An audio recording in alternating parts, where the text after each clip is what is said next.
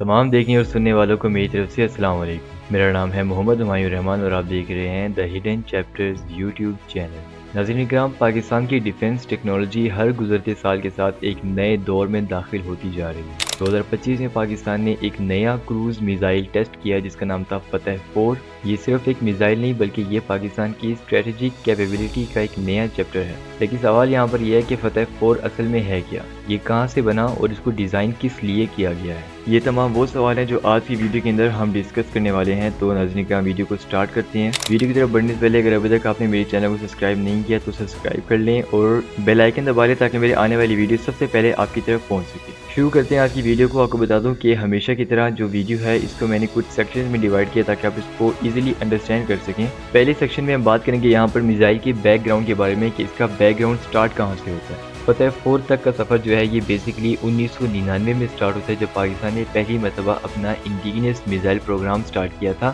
شاہین اور بابر جیسے جو میزائل تھے انہیں پاکستان کو ریجنل پاور پرووائڈ کی تھی، لیکن جو کروز میزائل تھے جو کہ ہر فیلڈ میں بہت زیادہ آپ کو کارآمد ثابت ہوتے ہیں اور انہی کروز میزائل کا آج کی اس اپڈیٹڈ دنیا میں سب سے بڑا کمپٹیشن چل رہا ہے۔ انہی میں سے ایک میزائل ہے فتح سیریز کا۔ فتح سیریز کا کنسیپٹ آیا سب سے پہلے نیشنل ڈیفنس کمپلیکس NDC اور نیس کوم یعنی کہ جو نیس کوم کے انجینئرز ہیں ان کی طرف سے۔ سب سے پہلے یہاں پر پاکستان نے مینوفیکچر کیے فتح 1 اور فتح 2 کے میزائل جو کہ basically primary short range guided rockets تھے۔ اس کے بعد پاکستان نے بنائے فتح 3 کے میزائلز جو کہ بیسیکلی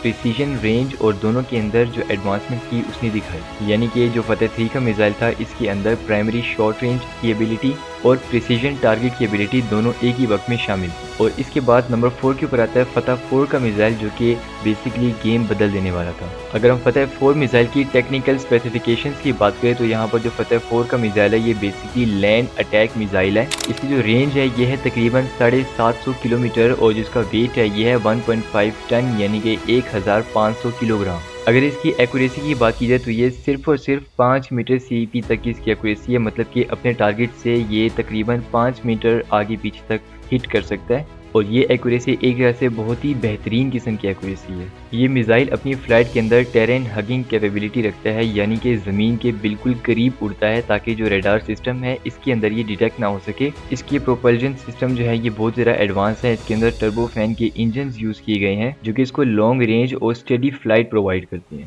یہاں تک کہ جو اس کا گائیڈڈ سسٹم ہے یعنی کہ جس کے ذریعے اس کو کنٹرول کیا جاتا ہے وہ بھی سارا ہائبرڈ ہے اور یہ ڈیپینڈ کرتا ہے GPS اور ٹیرکوم یعنی کہ ٹیرین کانٹور میچنگ کے اوپر۔ یہ ساری وہ ایبیلٹیز ہیں جو کہ اس میزائل کو بہت ہی زیادہ ایکسٹریملی پریسائز بناتی ہیں۔ سب سے امپورٹنٹ بات اس ویڈیو کی جو کہ ہم یہاں پر ڈسکس کرنے والے ہیں وہ ہے اس میزائل کے ڈیزائن اور اس کے پاور کے بارے میں۔ ڈیزائن کے حوالے سے جو فتح 4 ہے یہ ایک بالکل سلیک ایروڈائنامک باڈی رکھتا ہے، مطلب کہ ہوا کو چیر کر آگے جانے والا۔ اس کے جو کمپوزیشن میٹیریل ہیں ان کو بہت ہی زیادہ لائٹ ویٹ رکھا گیا ہے۔ اسی کے ساتھ ساتھ اس میزائل کے اندر ریڈار ایبزوربنٹ کو بھی استعمال کیا گیا ہے، مطلب کہ جو یہ میزائل ہے یہ ریڈار ویوز کو ایبزورب کر لیتا ہے تاکہ جتنی بھی ریڈار ویوز ہیں وہ اس کو ڈیٹیکٹ نہ کر سکیں۔ اسی کے ساتھ ساتھ اس میزائل کے اندر لاک کا سسٹم بھی ہے، یعنی کہ جو اس میزائل کی نوز ہے یہاں پر ایک ایڈوانس اسپیکر لگایا گیا ہے جو کہ ٹارگٹ کو لاک کر دیتا ہے تاکہ اگر کوئی موونگ ٹارگٹ ہو یعنی کہ کوئی گاڑی ہو یا پھر کوئی ہیلی کاپٹر ہو اس کے اوپر بھی یہ ہٹ کر سکے، یہاں تک کہ اگر اس کے اوپر الیکٹرانک جیمنگ بھی کر جائے تب بھی یہ ٹارگٹ کو ہٹ لازمی کرے۔ اسی کے ساتھ ساتھ جو اس میں انجن یوز کیا گیا ہے ٹربو فین کا وہ بہت ہی زیادہ فیول ایفیشینٹ ہے اور اسی کے ساتھ ساتھ جو اس کی اسٹیلتھ فلائٹ مینٹیننس ہے وہ بہت ہی زیادہ ہے، یعنی کہ بہت ہی زیادہ ہلکی آواز کے ساتھ اڑنے والا ہے۔ اگرچہ اسی فتح 4 میزائل کو بابر میزائل کے ساتھ کمپیئر کیا جائے تو جو بابر میزائل ہے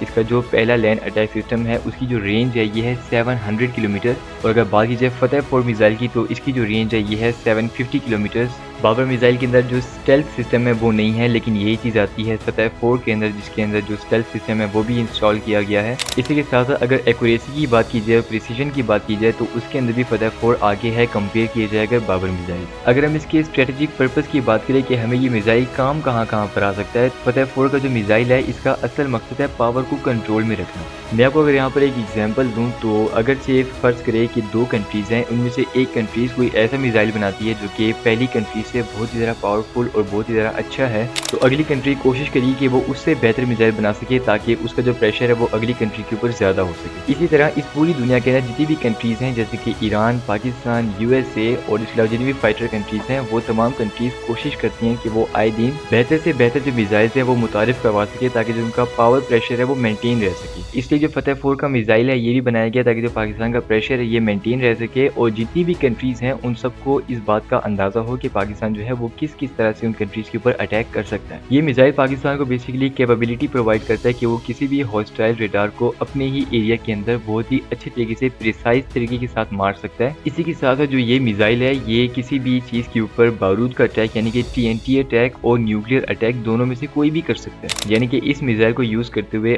آپ جو ایکسپلوسیوز ہوتی ہیں جو TNT ہوتا ہے آپ اس کو بھی استعمال کر سکتی ہیں اور اسی ہی میزائل کو یوز کرتے ہوئے آپ جو نیوکلیر بامز ہیں وہ بھی یوز کر سکتے ہیں۔ اور اگر بات کی جائے پاکستان کے most worst and old enemy جو کہ انڈیا ہے، اس فتح 4 میزائل کو انڈیا کے برموس اور نربے میزائل کے جواب میں بنایا گیا ہے۔ اگر میں بات کروں اس میزائل کی ڈیولپنگ اور ٹیسٹنگ کی تو اس کا جو پہلا ٹیسٹ ہے یہ کیا گیا 2025 کے اندر اور پاکستان کے DGISPR نے کنفرم کیا کہ جو یہ ٹیسٹ ہے یہ سکسیسفل رہا۔ اس میزائل نے ٹوٹلی جو 750 کلومیٹر کا جو فلائٹ پاتھ تھا اس کو فالو کیا اور پھر جا کے میں ٹارگٹ تھا اس کو ہٹ کیا اور اس ٹیسٹ کو بیسیکلی بلوچستان کے ایک کوسٹل ریجن کے اندر کنڈکٹ کیا گیا تھا۔ ڈیفینس آبزرورز کے مطابق جو یہ ٹیسٹ ہے یہ پاکستان کے لیے ایک میسج بھی تھا کہ جو اسٹریٹجک ڈیٹرمنس ہے اور جو پریسیجن اسٹرائک ہے ان دونوں کے اندر پاکستان بہت ہی ذرا حد تک آگے جا چکے ہیں۔ اگر اسی میزائل کے اوپر ہم انٹرنیشنل ریئیکشنز کی بات کریں کہ جو باقی کنٹریز تھی اس کا اس کے اوپر کیا ریئیکشن تھا تو فتح 4 کی میزائل کو جو سب سے پہلے انٹرنیشنل میڈیا کے اوپر وائرل کیا گیا تو اس نے اس کے اوپر بہت زیادہ مکس ریئیکشنز دیے۔ انڈین میڈیا نے اس میزائل کو پاکستان کا ایگریسو موو کہا اور اسی کے ساتھ پاکستان کے انالیسس تھے ان نے جواب دیا کہ جو یہ والا میزائل ہے یہ بیسیکلی صرف اور صرف سیلف ڈیفینس کے لیے بنایا گیا ہے بلکہ کسی کو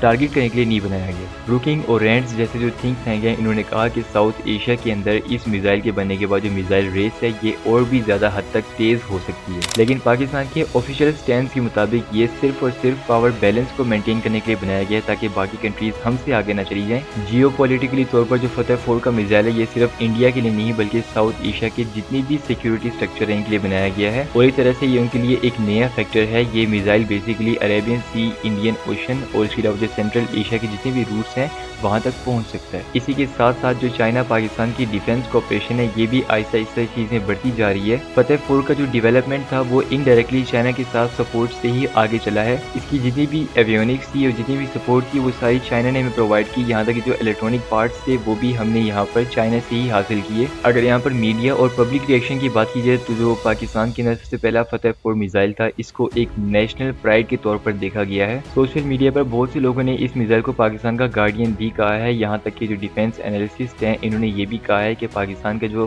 نیکسٹ جنریشن میزائل ہے ان میں سے پہلا میزائل یہی ہونے والا ہے۔ اب یہاں پر سب سے پہلے ہم نے ڈسکس کرنا ہے اس میزائل کا فیوچر کہ اس کا فیوچر میں ہمارے اوپر کیا افیکٹ ہو سکتا ہے۔ فتح 4 کے بعد ایکسپرٹ کا کہنا ہے کہ پاکستان جو ہے یہ فتح 5 پر کام کرے گا جو کہ ہائپر سونک اور اسٹیلتھ میزائل دونوں ہوگا۔ اگر آپ کو نہیں پتا تو بتا دو کہ ہائپر سونک میزائل ان کو کہا جاتا ہے جو کہ ہوا کی سپیڈ سے بھی زیادہ تیز ٹریول کر سکیں اور اسٹیلتھ کا مطلب ہوتا ہے کہ وہ میزائل جو کہ شور کیے بغیر آگے تک ٹریول کر سکیں۔ پاکستان کا یہاں پر جو فوکس ہے یہ ہونے والا ہے AI بیس گائیڈنس سسٹم کے اوپر، یعنی کہ ایک ایسے میزائل سسٹم جس کو AI کے ذریعے کنٹرول کیا جائے، یعنی کہ جو پاکستان کی میزائل ٹیکنالوجی ہے یہ اگلے 10 سال کے اندر ایک کمپلیٹ پراپر ایکو سسٹم بنا لے گی اور اس سارے ایکو سسٹم کو صرف اور صرف AI کے ذریعے کنٹرول کیا جائے گا۔ بڑھتے ہیں واپس اس ویڈیو کے اینڈ کی طرف۔ اگر ہم یہاں پر کنکلوژن کی بات کریں تو کنکلوژن کے اندر جو فتح 4 کا میزائل ہے یہ صرف ایک میزائل نہیں بلکہ پاکستان کے انجینئر، سائنٹسٹ اور آرمڈ فورسز کی محنت کا نتیجہ ہے۔ یہ ایک ایسی کیپیبلٹی ہے جو کہ پیس کو سیکیور کرتی ہے اور ڈیٹرنس کو مضبوط کرتی ہے۔ اگر آپ کو لگتا ہے کہ پاکستان کا جو میزائل پروگرام ہے یہ اور بھی زیادہ پروگریس کر سکتا ہے ان فیوچر تو کمنٹس میں اپنی رائے کا اظہار ضرور دیجیے گا۔ میں آپ سے ملوں گا پھر کسی دن کسی اور ویڈیو میں، تب تک کے لیے اللہ حافظ۔